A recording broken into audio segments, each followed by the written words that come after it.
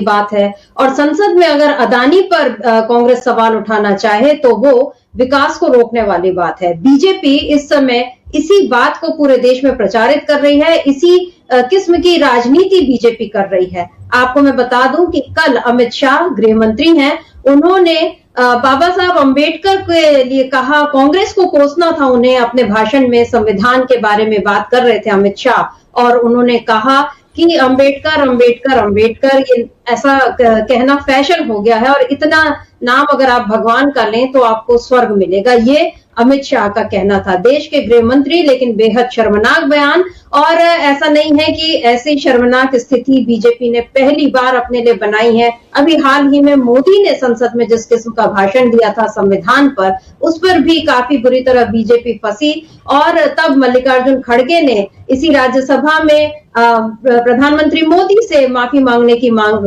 की थी, और अब अमित शाह से माफी की मांग तो हो ही रही है, साथ ही साथ उनसे इस्तीफा देने की मांग भी अब पूरा विपक्ष कर रहा है। तो ऐसा लग रहा है कि और मोदी और शाह जो दोनों मिलकर उन्होंने ये सोचा था कि हम कांग्रेस मुक्त भारत बनाएंगे, हम कांग्रेस को कोसते रहेंगे और विपक्ष को इस तरह कमजोर करते रहेंगे, लेकिन ऐसा करने के चक्कर में अब इन दोनों ने बीजेपी को ही फंसा दिया है। अपनी राजनीति को तो वो मटियामेट कर ही रहे हैं, बीजेपी को वो पूरा जो उसका एक एजेंडा था कि 50 वर्ष तक उसको राज करना है, और किस किस्म का राज करना चाहती है बीजेपी, कैसे वो संविधान को मिटाकर मनुस्मृति को लाना चाहती है। अंबेडकर का नाम लेना अगर उसके निगाह में फैशन है तो समझ लीजिए कि बीजेपी के मन में या बीजेपी नेताओं के मन में अंबेडकर को लेकर किस तरह की भावनाएं हैं। अभी कहने को तो बीजेपी ये कह रही है कि कांग्रेस ने अंबेडकर का अपमान किया, लेकिन हकीकत यही दिख रही है कि खुद बीजेपी के मन में अंबेडकर के लिए घृणा, नफरत और अपमान के अलावा और कुछ नहीं है। और जब उसकी ये घृणा, नफरत, अंबेडकर के लिए अपमान सब कुछ जाहिर हो गया है, सदन में जाहिर कर दिया है, खुद गृह मंत्री अमित शाह ने जाहिर किया है, तो इसके बाद विपक्ष अब उनका पूरी तरह से घेराव कर रहा है। आप ये जो तस्वीरें देख रहे हैं, आज संसद में आज अंबेडकर जी को जो अपमान हुआ है उसको लेकर आज कांग्रेस ने और पूरे इंडिया ब्लॉक ने बीजेपी से उसका विरोध किया और अमित शाह से इस्तीफे की मांग की। इस बारे में मल्लिकार्जुन खड़गे जो कांग्रेस अध्यक्ष हैं, उन्होंने भी ये साफ साफ कहा कि ये सीधे सीधे अपमान है और हम उनसे इस्तीफे से कम और कुछ नहीं चाहते हैं। इसके अलावा कांग्रेस के तमाम नेता, राजद के नेता, अरविंद केजरीवाल जो आम आदमी पार्टी के नेता हैं, ये सारे लोग मिलकर अब इस समय मोदी और शाह दोनों पर जमकर हमला बोल रहे हैं, और बीजेपी के पास एक बार फिर अपने बचाव में कोई तर्क नहीं बचे हैं। कल बीजेपी संविधान के मुद्दे पर फंसी, आज बीजेपी अमित शाह के बयान पर फंसी, और लगातार वो इसी तरह फंस रही है। और आपको मैंने याद दिलाया कि शीतकालीन सत्र इस समय जो चल रहा है, अब परसों ये सत्र खत्म होगा, और जब इस सत्र की शुरुआत हुई थी तब से अदानी का मुद्दा तो है ही, और बीजेपी के लिए ये थोड़ी राहत की बात हो सकती है कि अब ये जो नए नए विवाद उठ रहे हैं, इसमें अदानी का नाम या अदानी का मुद्दा इस समय कहीं दबता हुआ दिखाई दे रहा है। लेकिन बीजेपी इसमें भी कब तक खैर मनाएगी, क्योंकि अदानी का मुद्दा दबने वाला नहीं है, बल्कि उस विवाद के साथ अब ये जो और नए विवादों की एक जो कड़ी जुड़ती जा रही है और एक श्रृंखला बढ़ती जा रही है, उसमें बीजेपी पूरी तरह से फंसी हुई नजर आ रही है। और इस फंसने के लिए जिम्मेदार अगर किसी को कहा जाए तो वो साफ साफ मोदी और शाह, यानी जो मोदी शाह जिनकी जोड़ी को ये माना जा रहा था कि अटल अडवाणी की तरह इन्होंने भी बीजेपी को बहुत आगे पहुंचा दिया, और उन्होंने तो केवल 6 बरस राज किया, लेकिन यहाँ पर तो ये 50 बरस राज का सपना उन्होंने संघ को दिखा दिया था। लेकिन संघ को 100वें बरस में अब हासिल हो रही होगी, क्योंकि जिस तरीके से वो अब खुलकर अपने पूरे नकाब उतार कर मनुवाद के समर्थन में जिस तरह से बीजेपी इस समय खड़ी दिखाई दे रही है, ये न संघ की सेहत के लिए अच्छा है, न बीजेपी की सेहत के लिए अच्छा है। तो मोदी और शाह ने बीजेपी को फंसा दिया है। आज इसी पर हम खरी खरी चर्चा कर रहे हैं, और चर्चा की शुरुआत करें इससे अंबेडकर का नाम लेना अगर उसके निगाह में फैशन है, तो समझ लीजिए कि बीजेपी के मन में या बीजेपी नेताओं के मन में अंबेडकर को ले हम सुन लेते हैं कि मल्लिकार्जुन खड़गे ने क्या कुछ कहा सदन के बाहर। आज सदन में लोकसभा को तो स्थगित कर दिया गया था क्योंकि हंगामा चल रहा था, लेकिन मल्लिकार्जुन खड़गे ने सदन के बाहर क्या कुछ कहा सुन। मल्लिकार्जुन खड़गे की बिल्कुल दो टूक चेतावनी की अंबेडकर का अपमान नहीं सहेगा देश, और अगर अमित शाह माफी नहीं मांगते हैं तो फिर पूरे हिंदुस्तान में आग लगेगी। ये सीधे सीधे चेतावनी खड़गे जी ने दे दी है अमित शाह को। हालांकि बीजेपी अब फिर से अपने कुतर्कों पर उतर आई है। किरण रिजिजू जो है वो अमित शाह का बचाव करते हुए कह रहे हैं कि कांग्रेस उनके भाषण को तोड़ मरोड़ कर प्रस्तुत कर रही है। हालांकि ऐसा कुछ नहीं है, उन्होंने पूरा भाषण दिया था और उसमें उन्होंने कांग्रेस को लेकर, अंबेडकर को लेकर बहुत सारी बातें कही थी, लेकिन जो बात उन्होंने कही कि अंबेडकर अंबेडकर अंबेडकर ऐसा कहना फैशन हो गया है, अगर इतने बार आप भगवान का नाम लेते हैं, नेहरू का झगड़ा बताने में इनको काफी मजा आता रहा है। हालांकि इतिहास का ज्ञान बेहद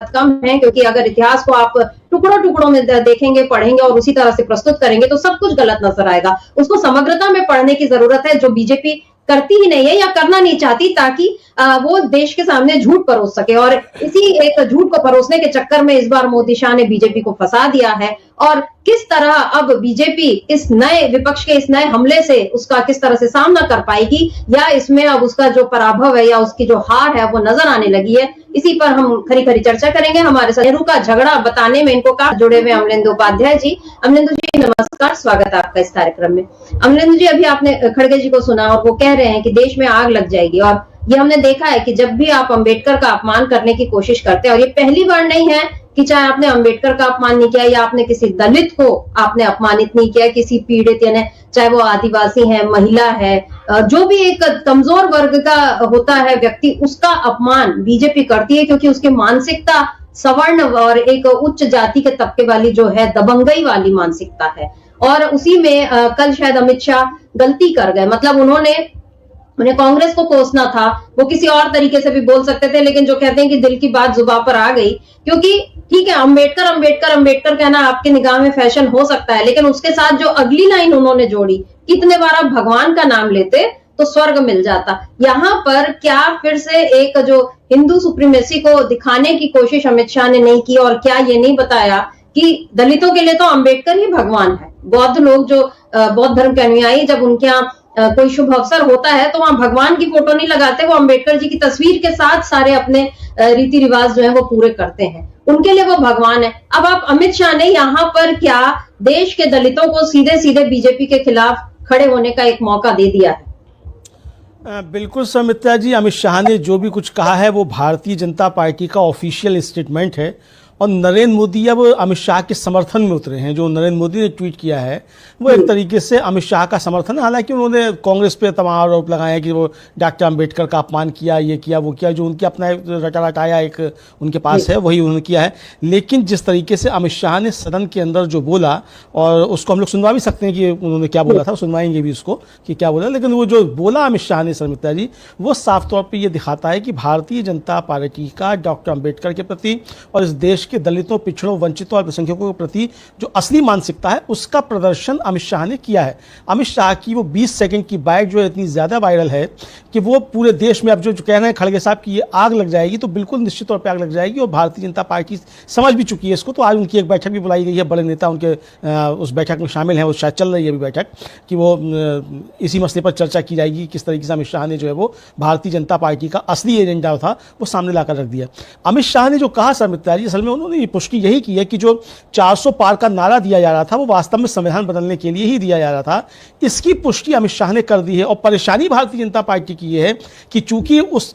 इनका मंशा जो थी वो राहुल गांधी ने पकड़ ली कि ये संविधान बदलना चाहते हैं, और संविधान को उन्होंने लोकसभा चुनाव में मुद्दा बना दिया, और भारतीय जनता पार्टी का जो 56 इंच की छाती वाले प्रधानमंत्री थे वो एकदम से घुटनों पे आ गए और भारतीय जनता पार्टी 240 पे आके सिमट गई। तो इनको लगता यह है समित्रा जी कि भारतीय जनता पार्टी जो है उसका नुकसान जो हुआ वो डॉक्टर अंबेडकर और संविधान की वजह से हुआ, और नरेंद्र मोदी की 56 इंच की छाती जो थी वो 4 इंच की छाती रह गई, ये इनको लगता है। तो इनके अब इसलिए जो इनके अंदर भरी हुई जो घृणा थी डॉक्टर अंबेडकर के प्रति और दलितों, वंचितों, पिछड़ों के प्रति, वो अब खुलकर सामने आ रही है। अभी तक वो दबी रहती थी, उस पर ये लीपापोती करते रहते थे, लेकिन अब वो खुलकर सामने आ गई है। तो निश्चित तौर पर पहले नरेंद्र मोदी ने फंसाया था संविधान में के प्रति गलत सलत बातें करके, और अब जो है वो अमित शाह ने भारतीय जनता पार्टी को जबरदस्त तरीके से फंसा दिया है। भारतीय जनता पार्टी को अब मोदी और शाह से छुटकारा पाने के लिए कोई ना कोई जुगत लगानी पड़ेगी। हालांकि लगता यह है कि भारतीय जनता पार्टी मोदी शाह से छुटकारा पाना चाहती है, क्योंकि कल वन नेशन वन इलेक्शन पर जिस तरीके से भारतीय जनता पार्टी के 20 सांसद गायब रहे, और उनमें 3 तो मंत्री बताए जाते हैं जिनमें नितिन गडकरी, ज्योतिरादित्य सिंधिया और गिरिराज सिंह शामिल हैं। तो इसका मतलब कि नरेंद्र मोदी से भारतीय जनता पार्टी अब छुटकारा पाना चाहती है, और भारतीय जनता जनता पार्टी के अंदर भी कुछ ना कुछ चल रहा है। लेकिन फिलहाल अमित शाह ने जो कहा है वो भारतीय जनता पार्टी का ऑफिशियल स्टैंड है। अभी तक ना अमित शाह ने माफी मांगी है, ना जेपी नड्डा ने माफी मांगी है, ना माफी नरेंद्र मोदी ने मांगी है, और ना जगदीप धनखड़ साहब ने उनके इस अंश को कार्रवाई से निकाला है, संसद की कार्रवाई से, राज्यसभा की कार्रवाई से। तो इसलिए ये उनका ऑफिशियल स्टेटमेंट ही माना जाएगा। लेकिन मोदी और शाह ने अब देखा जाए तो बीजेपी को बुरी तरीके से फंसा दिया है। जी, माफी मांगना तो दूर की बात, अब नरेंद्र मोदी कांग्रेस के 4 पाप ऐसा वो गिना रहे हैं और बता रहे हैं कि किस तरह कांग्रेस ने अंबेडकर जी का अपमान किया। लेकिन कांग्रेस ने कभी ये नहीं कहा, उस समय जो भी कारण रहे होंगे कि आपसी वो सभी के सभी वो बुद्धिजीवी लोग थे और उनके अनेक मुद्दों पर असहमति हो सकती है, और ऐसा कतई जरूरी नहीं है कि जो कांग्रेस का जिनका साथ दे या जो लोग कांग्रेस का साथ दे उनको कांग्रेस में ही शामिल होना चाहिए। अलग अलग दलों में रहकर भी लोग देश के लिए मिलकर काम कर सकते हैं, और इस समय इंडिया ब्लॉक जो बना है वो इसकी सबसे बड़ी मिसाल है। यहाँ पर अगर आप ये देखें कि वैचारिक मतभेद चाहे शिवसेना और कांग्रेस का कितना है, या एनसीपी और राजद और सभी के इनके जो वैचारिक मतभेद अपनी जगह हैं, लेकिन इन सबके निगाह में संविधान और लोकतंत्र को बचाना सबसे जरूरी था। इसीलिए ये सारे लोग एक साथ आए और बीजेपी के खिलाफ खड़े हुए। तो ठीक ऐसी स्थिति 1947 में भी बनी थी, जब देश को बनाना और उसको एक अच्छा संविधान देकर उसमें सभी लोगों के लिए बराबरी का हक देना, ये उस समय की प्रायोरिटी थी, प्राथमिकता थी। और उसमें फिर चाहे पटेल और नेहरू जी के बीच अलग मतभेद रहे हो, चाहे अंबेडकर जी के और इनके बीच मतभेद रहे हो, लेकिन इन सब लोगों ने मिलकर काम किया। बीजेपी इस बात को शायद जानबूझकर अनदेखा कर रही है, तो उसकी अनदेखी जो है अब उसी पर भारी पड़ती हुई दिखाई दे रही है। कल अमित शाह जिस तरीके से बोलते रहे वो अंबेडकर को, अब हम सुन लेते हैं, क्योंकि वो सुनने से और बात स्पष्ट होती है, क्योंकि समझ में आता है कि उनके खुद के मन में अंबेडकर के लिए क्या भाव रहे होंगे कि अंबेडकर के नाम लेने को वो फैशन की तरह बता रहे हैं। सुनते हैं क्या कहा अमित शाह ने, और उसके बाद ये भी सुन लेते हैं कि आज मुकुल वासनिक ने किस तरह से कांग्रेस के सांसद, उन्होंने किस तरह से बीजेपी की पोल खोली। इस देश के दलितों, पिछड़ों, वंचितों और अल्पसंख्यकों के प्रति जो असली मानसिकता है उसका प्रदर्शन अमित शाह ने किया है। अमित शाह के ये लोग देश के इसमें रग रग में बसे हुए लोग हैं, ये बात बीजेपी समझ रही है और इसी बात से शायद डर भी रही है। मुकुल वासनिक ने क्या कुछ कहा, किस तरह से उन्होंने बताया कि खुद बीजेपी यानी जब संघ के लोग थे या हिंदू महासभा के लोग, वो लोग कैसे लेकर आ गए थे। अब क्या अमित शाह ने एक और नया रास्ता खोल दिया है? बिल्कुल समिता जी, और हो सकता है कि अब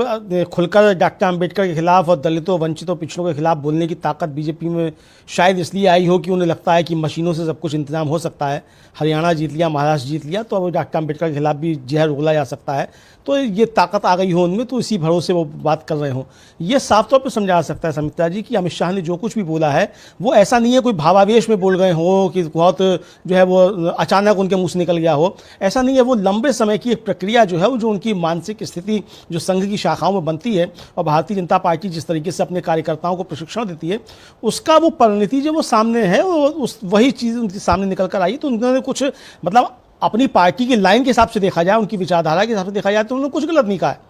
जो उनकी पार्टी की लाइन थी वही उन्होंने कहा है। तो इसके लिए अमित शाह बधाई के पात्र हैं निश्चित तौर पर कि उन्होंने भारतीय जनता पार्टी का असली चाल चरित्र चेहरा और डॉक्टर अंबेडकर के प्रति और इस देश के वंचितों, पिछड़ों और दलितों के प्रति जो भारतीय जनता पार्टी की मानसिकता है उसका उन्होंने प्रदर्शन खुलेआम कर दिया है। और यहाँ देखिए कि अमित शाह जी जो जब उनको टोका जा रहा है विपक्ष की तरफ से, तो वो उस पर मानने को तैयार नहीं है, बल्कि उसको जस्टिफाई करने की, अरे सुनो सुनो ये कहते हुए दिखाई पड़ते हैं अमित शाह। यानी वो पहले से तैयारी करके आए थे कि उनको डॉक्टर अंबेडकर के खिलाफ किस तरीके से जहर उगलना है, और उसके पीछे कारण वही है जो मैंने कहा कि भाई उनको लगता ये है पूरी भारतीय जनता पार्टी को कि अगर 2024 के लोकसभा चुनाव में संविधान मुद्दा ना बनता, राहुल गांधी ने संविधान को मुद्दा नहीं बनाया होता और ये पोल नहीं खुल गई होती कि ये 400 पार का नारा जो है वो संविधान बदलने के लिए दिया जा रहा है, तो इनकी सीटें कम नहीं होती और ये हिंदुत्व का जो फर्जी इनका हिंदुत्व है उसके नाम पे सरकार बनाकर ले जाते और मतलब पूर्ण बहुमत के साथ ही आ जाते। अल्पमत की सरकार चल रही है और रोज इनको जो है वो कभी नीतीश कुमार और कभी चंद्रबाबू नायडू इनके दरवाजे पे जो नाक रगड़नी पड़ती है,